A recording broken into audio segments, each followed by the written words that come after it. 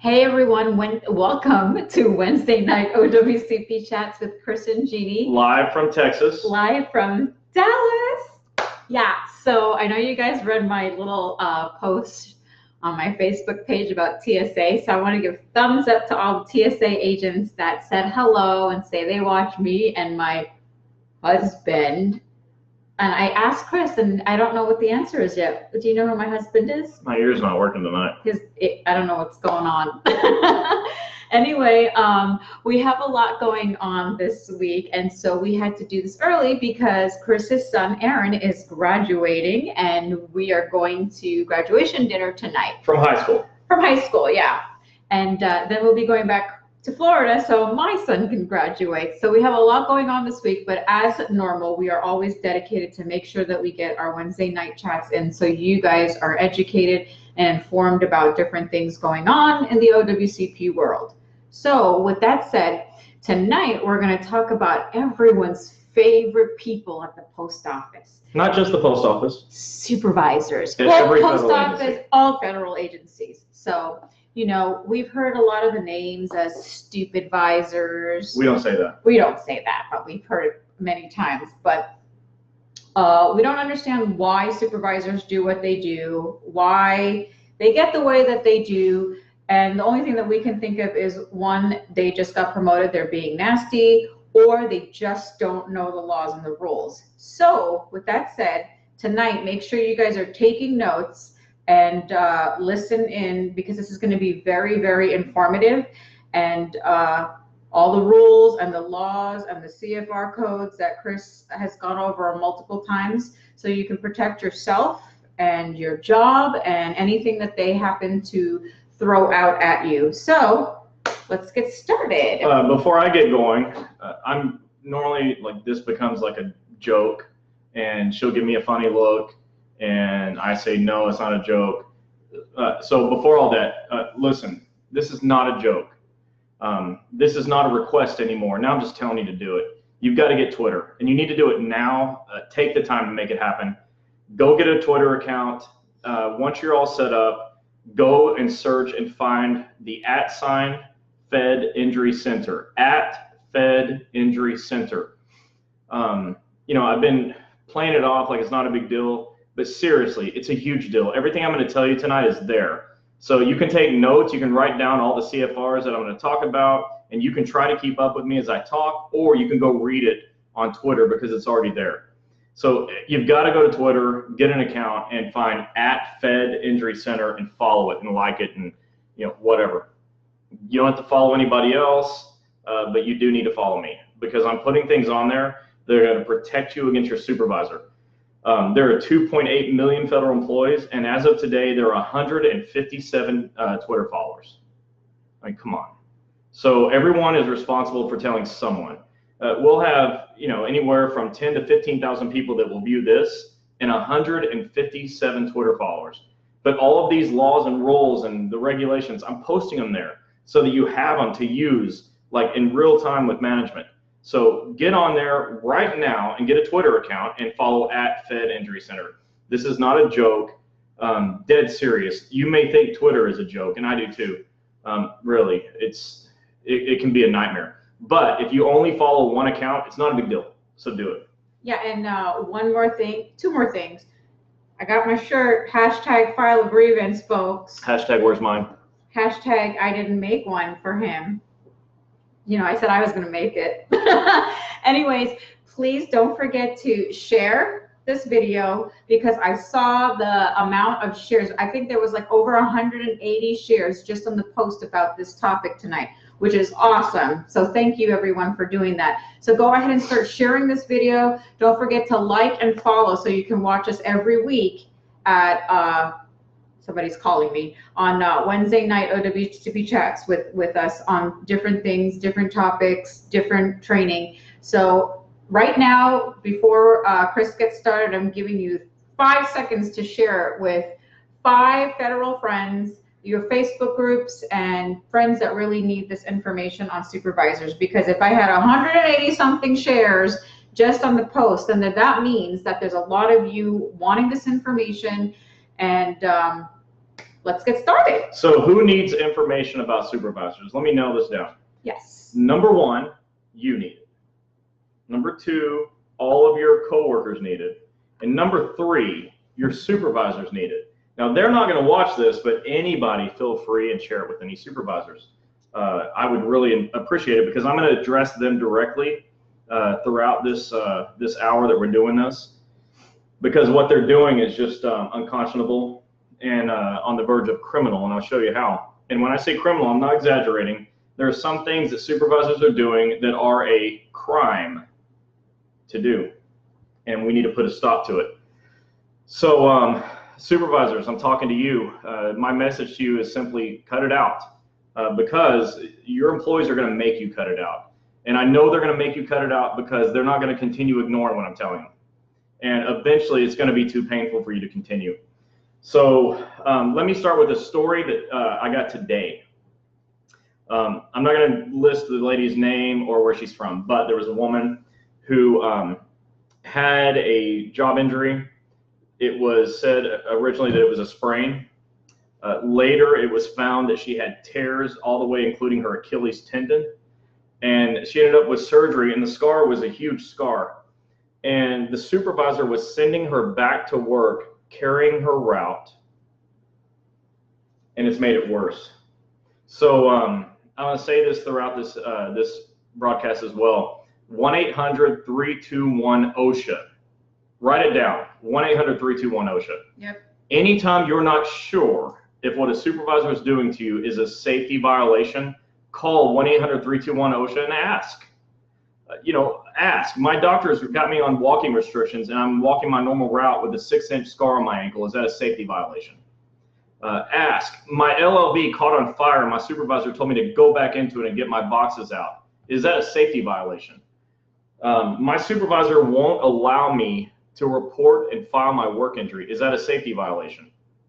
Supervisors, it's a safety violation. OSHA has 10 things on their page that are employee rights. Thing number 6 is employees have the right to report work injuries. When you prevent them from reporting a work injury, you're violating number 6 of the 10 employee rights on OSHA. Yeah. I think that's a violation, and enough of your employees are going to start calling and asking that you're going to find out it's a violation. So cut it out. Employees, you have a right to report injuries. It is one of the 10 rights that OSHA lists. Why did they put that as one of the 10 and not something else? You have a right to report injuries. So I'm going to get to more of that in a second. But here's another thing that's happening. So you get hurt, and your supervisor says to you, you have to go to the doctor I'm sending you to. Right? Everyone's heard that? They say you got to go to the urgent care, or there's this ER, or there's this family practice, or whatever. Probably not a family practice because they have their reasons. But they send you to the doctor. You get there, and who sees you? A nurse practitioner, 9 times out of 10. Well, if a nurse practitioner signs things, it's an automatic denial. You can't get an approval with a nurse practitioner's signature. So you're being sent there to a denial. It's like a black hole of denials. Don't go there. But here's the thing. There's a form called a CA 810. It's the Injury Compensation for Federal Employees. It's a manual. Section 6.3 letter A says, an employee is entitled to initial choice of physician. What does that mean? It means that you're entitled to pick your own doctor. They can't send you to any doctor you don't want to go to. You can choose their doctor, but they can't choose a doctor for you. So don't let anybody tell you you have to go to the company doctor. You have to know it's your right to choose your own. It's also written in the CA-10 what a federal employee should do when injured at work. The second section of the CA-10 says you have a right to choose your doctor, just like this does. But here's the other thing this says. It says agency personnel may not interfere with your right to choose a physician. Yep. You get to choose, and they can't do anything about it. So supervisors, when your employees decide to go to their own doctor, get out of the way. It's none of your business where they go. They have a right to choose their doctor. And here's the other thing. Nor may the supervisor, the employer, require an employee to go to a physician who's employed by or under contract to the agency. You can't make them go to your doctor, and that's the law. And that's in a CA 810. It's a manual for everybody, including you supervisors. So cut that out. Yeah.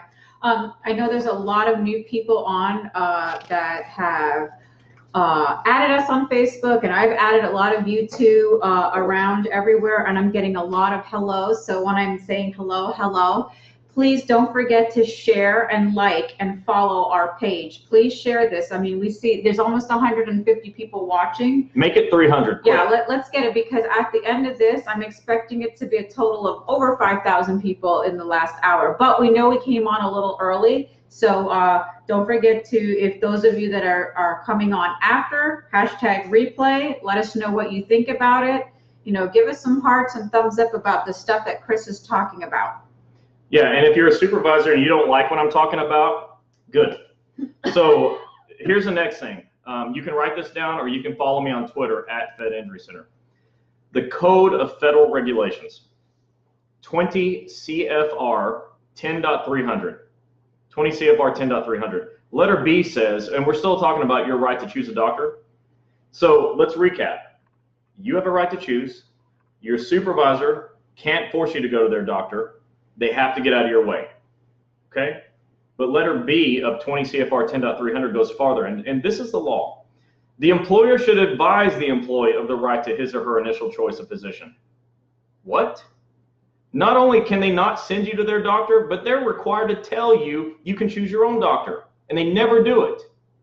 I mean, supervisors, write this down, 20 CFR 10.300. You should probably post this like at your workstation, right next to a CA10 that you don't have posted, and let people know they have a right to choose. Quit making them go to places that get their claims accepted, or denied, excuse me. Quit making them go to places that get their claims denied.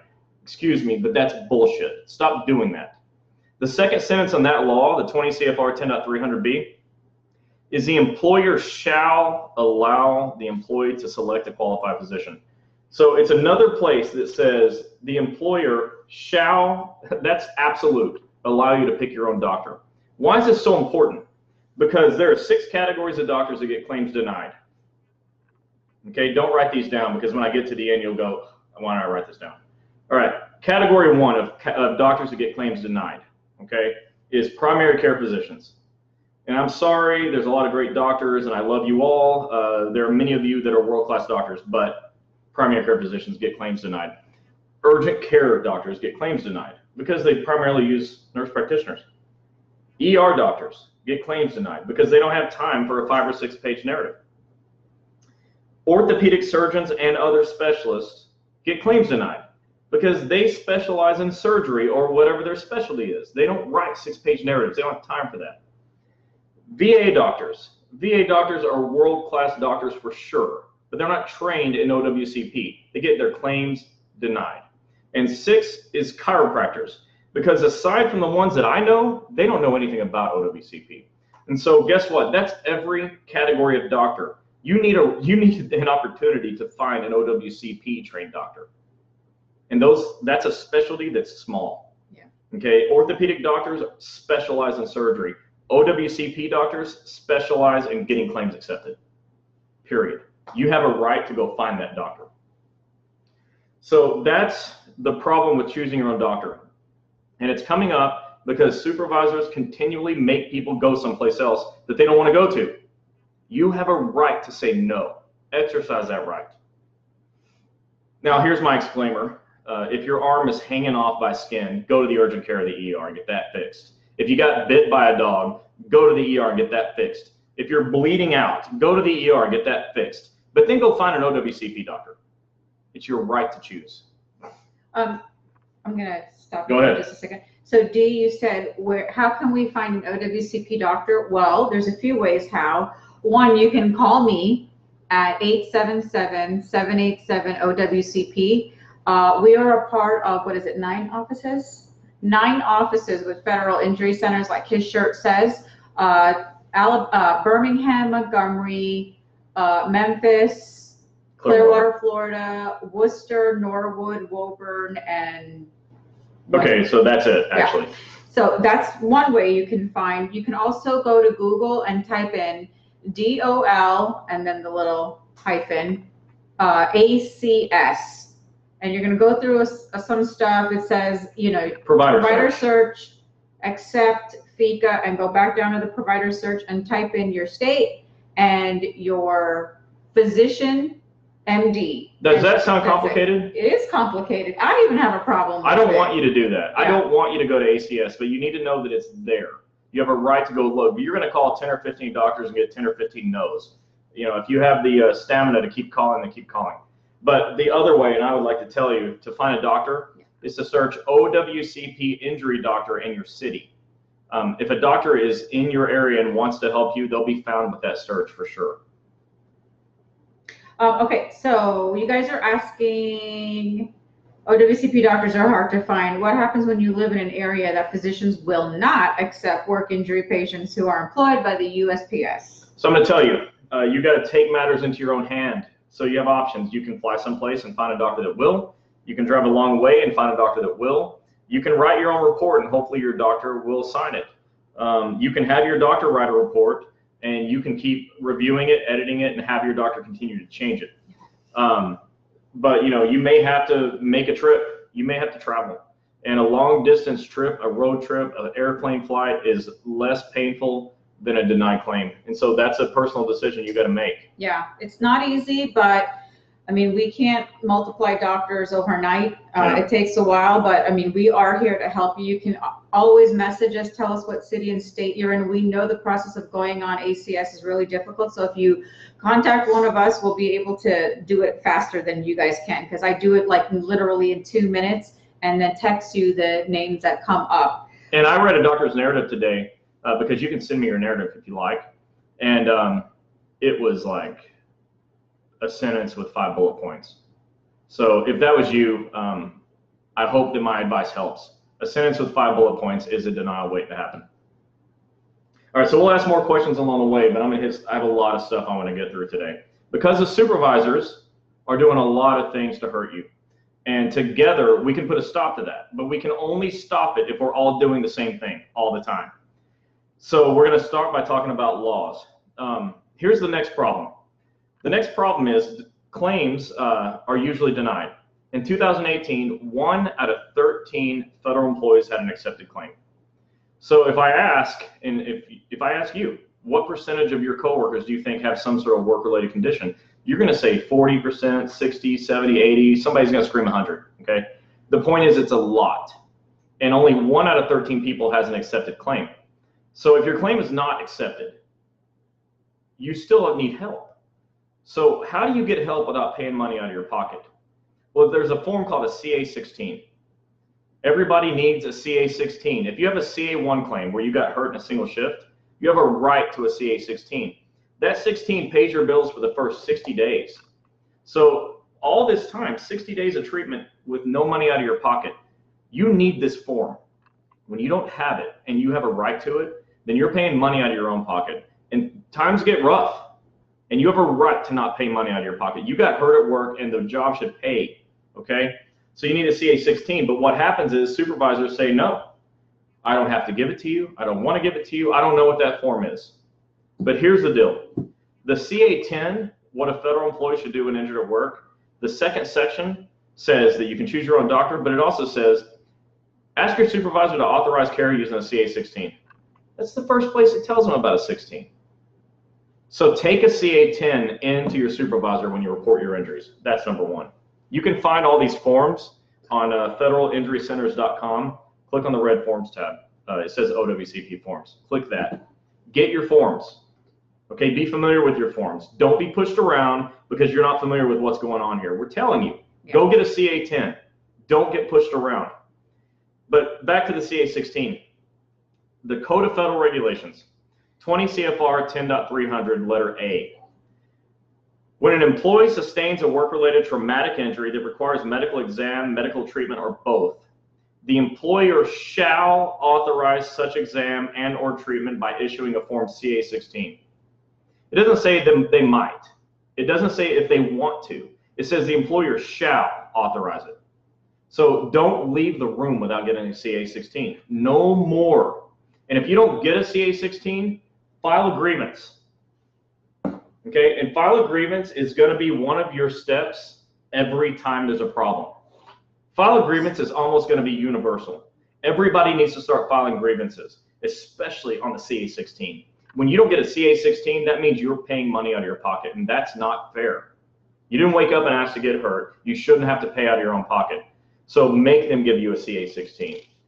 But in that same code, letter B says that the employer shall issue Form CA-16 within 4 hours of the claimed injury. 4 hours. When you have an injury, you request a 16, they have 4 hours to give it to you. 4 hours and 1 minute, file a damn grievance. Okay, stop putting up with that. It's your right to have it.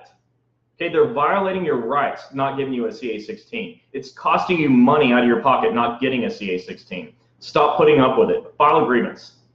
File a grievance. Can you, when you talking about the CFR codes, can you slow down a little? Okay, yeah, I can slow down. Go to Twitter, get a Twitter account, and follow @FedInjuryCenter. I swear to God, if I don't have 3,000 people tonight, you're not listening. Go to Twitter and get @FedInjuryCenter. All of this stuff is there. Yeah, at the end, I'll tell you guys if you about these codes. So if you need them, I'll let you know. @FedInjuryCenter. Let me tell you how many we got so far. There was 157 before we started, and right now there's 160. Good, 3 extra people. We need 3,000. Okay, tell your friends. If you're watching this right now, go to Twitter and get @FedInjuryCenter. All this stuff is going to be there. I'm not going to waste your time. I'm not going to talk to you about what football team I'm rooting for, or who I think is going to win the NBA Finals, or what I had for dinner. Okay, you don't care, and I don't care. What I do care about is helping you get claims accepted and helping you with laws that combat your supervisors that are giving you a hard time. So get on Twitter, get @FedInjuryCenter. What other questions do you have? I'll take a break. Yeah, Melissa Davidson, you said, I'm having a hard time finding an attorney and I have 2 approved claims, but I'm just going through the motions because my treatments are being denied. I've been off since September 1st. How far can I go back for missed wages? All the way back. All the way back. And let me tell you something else. What is all the way back? So if I wish I had a live audience here so I could get a show of hands, but you'll all know. In fact, do this. If you've heard what I'm about to say, hit the like button 100 times, okay? Just hit it. Here's what have you been told by your supervisor that you have to report your injury within 30 days? Who's been told that? You have to report your injury within 30 days of the injury. Who said that? Whoever's heard that, hit the like button a bunch of times right now. There you go, guys. That you have to report your injury within 30 days. Let me tell you something. You have 3 years to report your injury. Don't let your supervisors prevent you from reporting injuries. You have 3 years. You can go back to 3 years ago and report your injury. You have 3 years from when you know a CA2 claim is work-related to report that injury. Don't let anybody tell you you can't report your injuries. You have 3 years. But supervisors are pushing you around saying you already missed your deadline, you're out. And that's not true. It's incredibly unfair. You have 3 years to report your injury. And supervisors, I'm talking to you now. When someone wants to report their injury, you have one job. Fill out the CA1 or 2 and turn it into DOL. That's it. That's your job. Unless you can show me your medical license, get out of the way. It's not your responsibility to tell your employee that that's really not injured, or that they're not hurt that bad, or that didn't happen on the job, or they don't look hurt. It's none of your damn business. You're not a doctor. Your job is to fill out the form and turn it into DOL, and you have 10 days to turn it in. 10 days. Do not get in the way of your employee's right to report their injury. Let me tell you what happens when you do. Do not impede an employee's right to file an injury. 20 CFR 10.16. Everybody pay attention to this one. Letter A. A number of statutory provisions make it a crime to file a false or fraudulent claim or statement with the government in connection with the claim under FECA, or to wrongfully impede a FECA claim. It's a crime to wrongfully impede a FECA claim. So how do you wrongfully impede claims, supervisors? Threatening somebody's job, making them feel like they're going to be fired, retaliation, okay? Sending them 100 miles round trip to work for a light duty job. Doing things to make people think twice about exercising their right to report an injury that OSHA lists as their number 6 right as an employee. When you do things to prevent them from reporting their injury, you are committing a crime. A crime that has penalties. I wonder what those are. I know some of you are getting angry with Chris. This really bothers him because angry with me? Yeah, I know. I didn't do it. This really bothers. No, not at you. 164. Keep it coming. This bothers him a lot. It bothers both of us because all we hear is tears over the phone, supervisors lying to you, and I hear, yes, if you get injured, you report right now, the same day. Try not to wait. Don't wait. Just don't wait. Hold on the rest of these. So let me get to the penalties. If you're a supervisor, and by the way, if you're a supervisor, hold on. If you're a supervisor and you're on here right now and you don't like this very much, perfect. Share it with your supervisor. Share it with your coworkers. Let them see it too, and let them not like it too. Yep. So what's the penalty for refusal to process an OWCP claim? Up to $500 or a year in prison. Listen to this. Up to $500 or a year in prison to wrongfully impede an OWCP claim. So these things are going to start being enforced because people that are watching this are going to start doing something about it. They're going to learn their rights. They're going to learn how to fight back. And all this is preventable. It's completely preventable. All you've got to do is fill out the form and turn it in. That's it. That's all you have to do. You don't have to do anything else. But when you get in the way of someone's right to file, now you're causing trouble. That's unnecessary. Just get out of the way. And on the other thing about the filling out the form, on the CA1 form, it asks 3 questions. Question 1, it says, did the injury happen in the course of duty? It says, was it due to willful misconduct, intoxication, or intent to injure themselves or another? And then you're asked, does your knowledge of the facts of this claim agree with the injured employer or the witness? If you write a false statement on there and you know it's false, you can be fined up to $10,000 or imprisoned up to 5 years. Yep. If you knowingly, willfully write a false statement there, you can be heavily punished. Let's cut it out. You know what? The doctor is going to get a copy of this because you are obligated to give the copy back to the employee. And they're going to make you famous in their narrative. They're going to write exactly why you're wrong. And they're going to use your name. Why? Because I trained them to do it. They're going to use your name every time. The employer, Supervisor John Smith said this was due to willful misconduct. And they're gonna refute it, and you're gonna be wrong, and they're gonna be right, and it's gonna be a problem for you. You need to cut that out. Yeah, those of you that are on here, and I'm looking at this, I just can't. My eyes are popping out. All of you that are saying your supervisor doesn't want to fill out the form, they don't know what they're doing, they're refusing.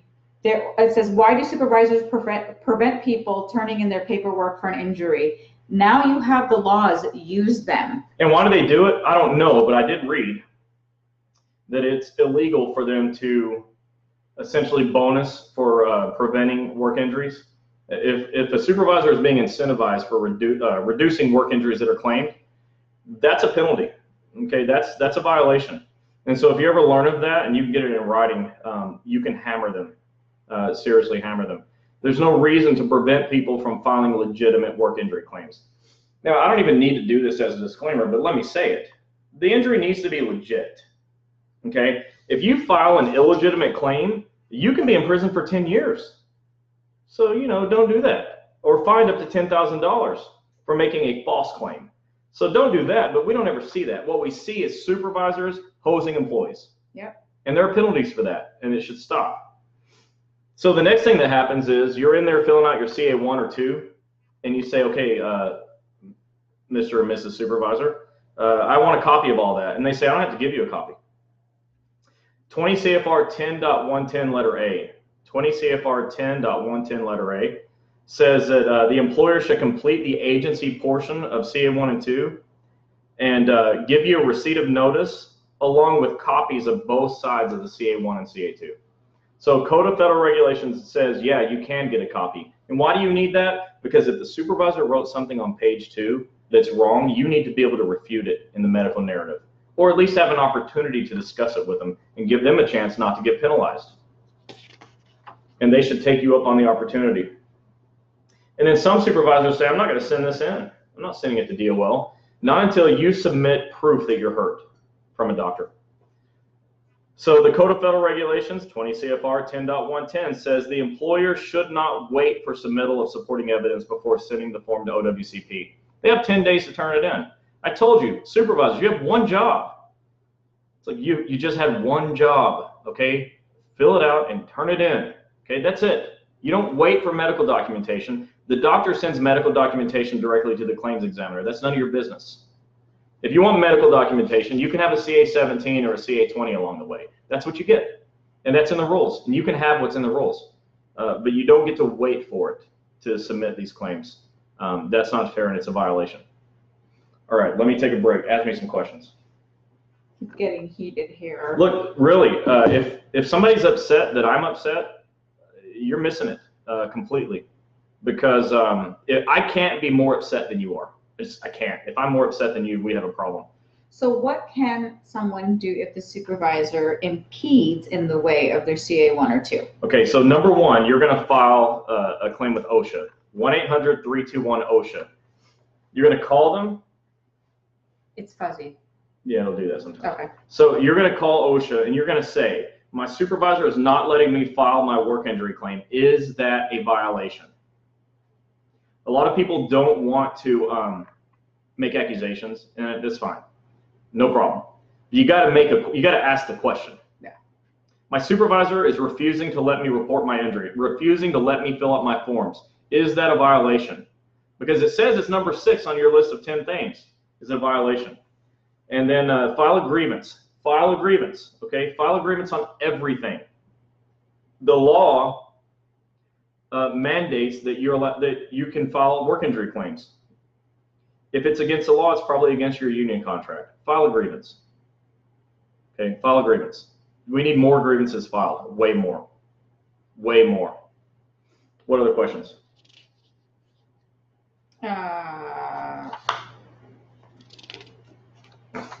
So they're asking for copies. They're not getting them. So I just told you the law that says they have to give you the copy. You need to take these laws into your supervisor. So the best way to do that, look, this is not a shameless plug, but check it out. Hold on. All right, so see that? That's my Federal Injury Center's Twitter feed. If you go there, you can just, before you walk into the supervisor's office, you can find out where it's at on Twitter and just pull it up. You don't have to write this down. You can say, but yeah, what about this, you know? And that's worked. We had somebody whose supervisor threatened to fire them. And I sent them the $500 and a year in prison thing, and they showed it to the supervisor, and the supervisor said, oh, you know what, I was just upset. I'm not really going to fire you. Like, no kidding. Nobody's getting fired today. That's not happening. We can fix it. So at Fed Injury Center. Okay, so Maria, you said, why do supervisors prevent people from turning in paperwork? Because they don't want you reporting injuries. If you report an injury, you're potentially going to get taken off of work, and then they, as a manager, have got to find coverage for the job. Well, too bad. You didn't want to get hurt, and you probably want to get back to work as soon as possible. But nobody gets to work full duty, full capacity, as soon as possible when they're working through the injury instead of getting help. And you have a right to get help. And you need to report your injuries using these forms, and so you can get help and someone else pays for it, because you shouldn't have to pay for it out of your own pocket. Misty says she's been asking for copies and she hasn't been getting anything. So file a grievance. Number one, like tomorrow, go file a grievance. And number two, take a copy of this law, the Code of Federal Regulations, and I'm going to tell it to you again, Misty. Okay, but take it to them and say, look, you're required to give this to me. Stop holding out on me. And it is 20 CFR, like CFR Code of Federal Regulations, 20 CFR 10.110, letter A. They have to give you the receipt of notice along with copies of both sides of Form CA1 and Form CA2. It's right there. It's plain English, black and white, right in the Code of Federal Regulations. Show it to them and say, are you really going to keep preventing me from having copies of what's rightfully mine? File a grievance. Okay, I'm going to say this again because Chris keeps repeating himself. So, My daughter was fired while on FMLA. Okay. You have 3 years to file your injuries. 3 years from the date it happened. So whatever supervisor is telling you, no, you can't file, you have 3 years. Remember that. I'm going to get another shirt that says you have 3 years to file. 3 years. 3 years. So it says, my supervisor never told me to fill out a CA1 until 31 days after my injury. First of all, why didn't you file it the very first day? Always just let someone know. I mean, like we hear this, we were doing the mail handlers meeting and they didn't, some people didn't know this. As long as you report it, you got to report it, guys. And you can't count on your supervisors to tell you to fill out a CA1 or 2, but I'll tell you this, if you reported it to the supervisor, you did your job. Now you've done it, like the report has been made. The question I would have is, where's your CA16? You reported it, they have to give it to you within 4 hours of the reported injury. Where's your 16? And if it's 4 hours and 1 minute, you file a grievance. What my shirt says. So right now, you should probably file a grievance. You didn't get a 16 and they didn't give you a CA1. So go back and fill it out. So she also, I'm sorry, Mr. Mitchell, I said she and it was he. So he said, so until 31 days after his injury, which you still have 3 years, 1 day too late, which you're not 1 day too late. Well, it's 1 day too late for continuation of pay, but you reported on time.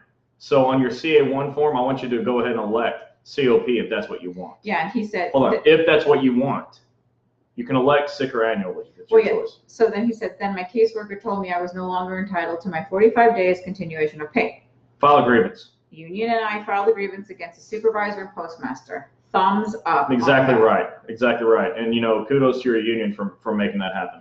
Jennifer, you're saying no one knows their rights. This is exactly why we do this every Wednesday. Take the time. If you don't have the time at the time we go live, we keep the videos up, look at what the topics are, and just get the information. We always tell the people that are watching, you guys want us to come out, ask your union president to contact me. We'll come out and do training, and we give you material to take back so you guys keep this stuff. And share this video with your friends. Like, surely you have friends at work. Take care of your friends too.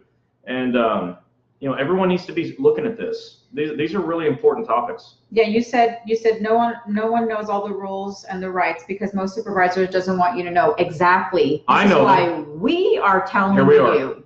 This is free information. We're not charging you. Just hop on here, read it, look up the codes, contact us and we'll help you. Okay. Jim says, this is the same guy about the file. I reported the injury and filed a statement. They never told me to fill anything else until I went back to the doctors. I had never been injured on the job before, so I didn't know which forms I needed to fill out. I was just waiting for direction.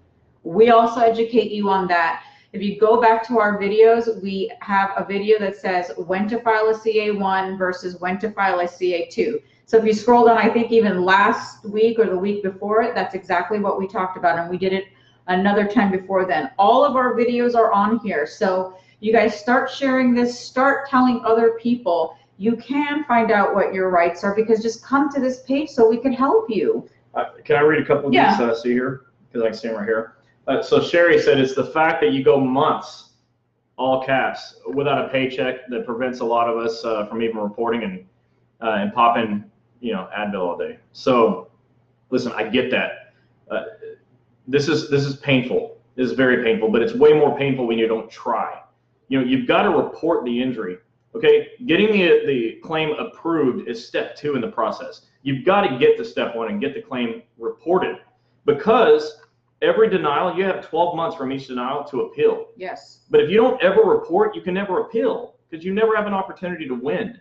You get a chance to win by reporting.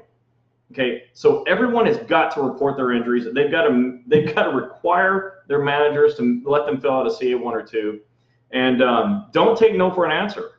You can't be pushed around so badly that you end up, on disability retirement, or you end up in bankruptcy, or you end up, depressed and anxious because you're trying to get through a day of pain doing your job. That's not fair, and nobody cares about you more than you do. We care about you very much, but you got to do this thing. You've got to report this injury. Yeah. Make it happen. And unions, listen, we're with you, but you're here when it comes to OWCP for one reason, is to push back and don't let supervisors push your people around. Sit with them. Go to the supervisor with them. Get these claims reported. Make the supervisors follow the rules. File grievances. File EEO claims. Contact OSHA. File labor charges. Do what it takes. Don't let your people be pushed around anymore. And this is what we're telling everybody. I'm going to tell you now, 5 ways to protect yourself against management. But all 5 of these things, with the exception of 1 of them, 4 of them, require help from the union. And so, we need the unions jumping in on this. Now, look, the union presidents I know, the stewards that I know, I wouldn't want to have to go against them. I hope you have the same experience. I've heard that some of you don't. But I know you have a question. Let me just give you the 5 things, and I'm going to go through them in a second. 5 ways to protect yourself against management. Number 1, file a grievance. Don't be scared to file a grievance. If your supervisor doesn't like it, screw them. Exactly. I don't care. Number 2, contact EAP, employee assistance.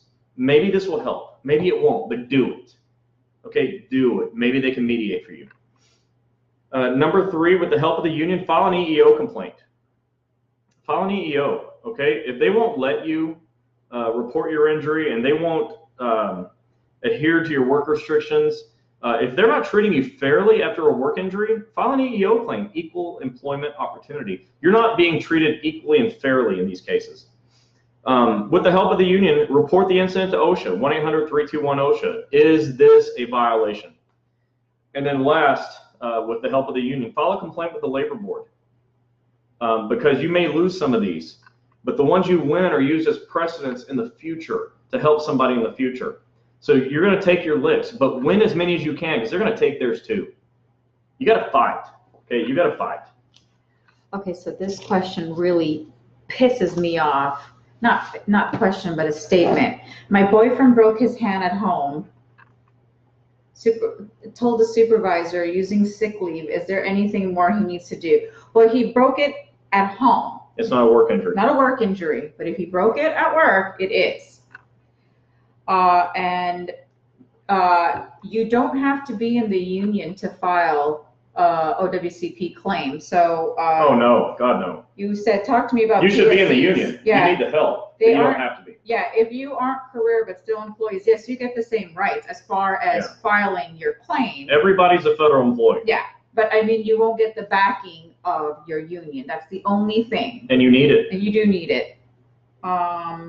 So we know that you guys take money out of your savings, and a lot of you are saying on here, OWCP is denying you. The reason OWCP is denying you is because you have a doctor that doesn't know about OWCP, so you can't blame OWCP. They're just doing their job. Yeah. You need a doctor. All denials are the fault of the doctor, unless you don't go to one in the first place. Yes. And then the denial is because you didn't do your part. So when you're filing your injuries, guys, don't forget to file it right away. Bless you. Those of you that are saying that the supervisor is saying you have 30 days, 90 days, no, you have 3 years. 3 years, remember that. Tell all your coworkers 3 years. And that means go back. If Yeah. you were hurt less than 3 years ago, go back. Yep. File it. It's not too late. If you had an injury that happened today, file a CA1. If you had an injury that's been happening and it's just repeating like carpal tunnel, file a CA2. We have videos on all of this. I know you guys are saying you guys need the education. Again, there's only so much that we could do. Oh, we can do more, but we're doing it here. We're doing it here, and we're trying to get nationwide. So just please share this so everybody, and just hop on every Wednesday. Sometimes we may not be able to be on at 9 p.m. and that's very rare, but when we have stuff with our kids or travel, we don't. But you guys got to share this. You guys got to chime in. You guys got to tell your coworkers what to do when they get injured. So here is the thing. Chris read all the rules, all the statutes. I know probably a lot of you that are hopping on didn't get all of them, but here's what we could do. If you, in the comments section, and you haven't gotten the rules emailed to you yet, put your email down. It's going to take us a little bit because there's thousands of you that are asking, so please be patient. But in the meantime, he will be posting, and if he doesn't do it, I'll do it. Each of the Code of Federal Regulations, I will post it, or he will post it on Twitter. okay? All of the codes that he did. Comment your email if you want these, and we will get it to you. Again, please be very patient. This month is completely crazy. We're going to be in Birmingham next week. We have kids' graduations, so we're all over the place. So don't forget. You want to just go over those 5 things again, Chris? Send back. Yeah, so file a grievance. I don't need it. File a grievance.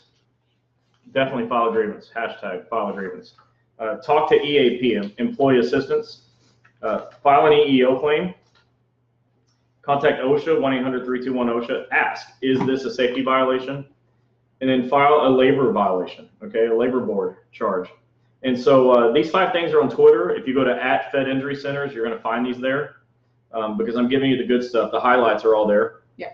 And so you got to get on Twitter. If you don't think Twitter's a good deal, I understand, but get on it because it's a bad deal not having access to this data. So @FedInjuryCenter on Twitter. It's free. Just get your phone and sign up. Go to the App Store, go to the Google Play Store, and take 2 minutes out of your day and do this. It's definitely necessary. You need to be on there. Yeah, guys. Every week, every single week, we are on here, and we're educating on anywhere from 1 to 3 topics, depending on your questions. Once a month, we do a Q&A. We do go to union meetings and we talk. We do go to state conventions, and Chris does this 1 hour, an hour 45-minute training. I mean, it's an amazing training. People leave there completely blown away because I've taught him so well. And no, he's the best. He's the expert. I give him credit for that. He's great at this. So there's so many different ways. Your union meeting, and we tell you where we're going to be for the union meetings, state conventions, and Facebook and Twitter. And I have a Twitter, and I take what he puts and post it on mine. Mine is just Gini Prasad. And I have an Instagram. If anybody wants to see it, I post the pictures on Instagram at Federal Injury Centers. That's the Instagram name, if those of you that have Instagram. So there's so many ways. And then we have the Federal Injury Centers Facebook page. We have my page. I post everything that I post on Wednesday Night Chats Facebook page, and the Federal Injury Centers page. I put myself, I tag Chris. So I mean, there's so many ways for you guys to get on and get this training. I have another message to supervisors. Oh boy. So supervisors, let's get personal here. Go to my LinkedIn page. My name is Chris Helms, H-E-L-M-S, Chris Helms. My picture's there, so if you can't read English, you'll be able to see my picture. And find me. I have an article that says supervisors build or break employees and businesses.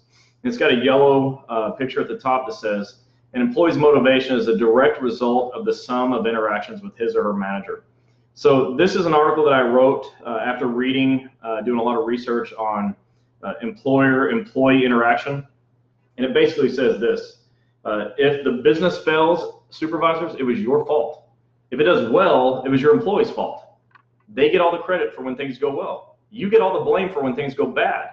And what you're doing by screwing over your employees when they get hurt is you're causing business to go bad.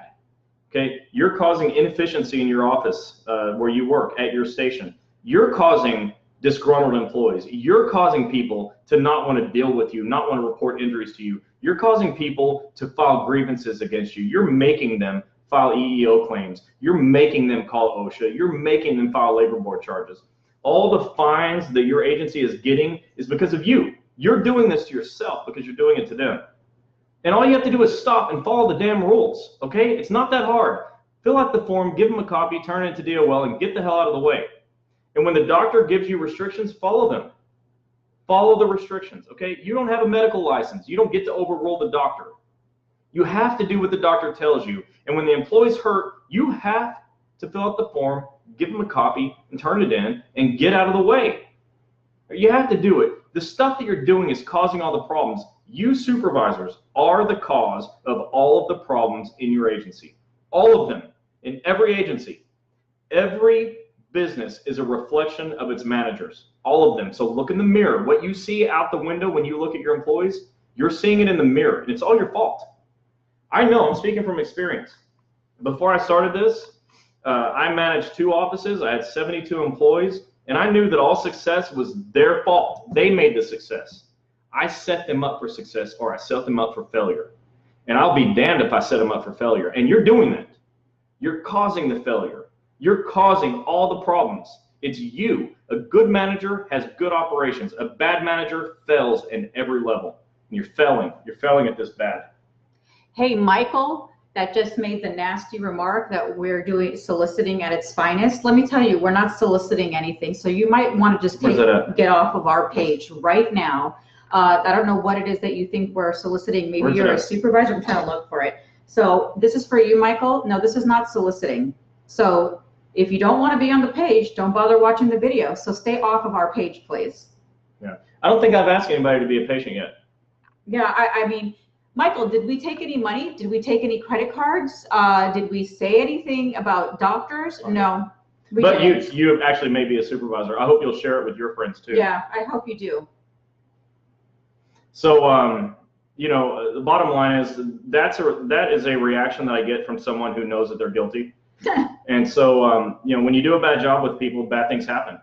And there's finally somebody out here that is helping federal employees fight back. So what I am soliciting is that you get on Twitter and follow at Fed Injury Center.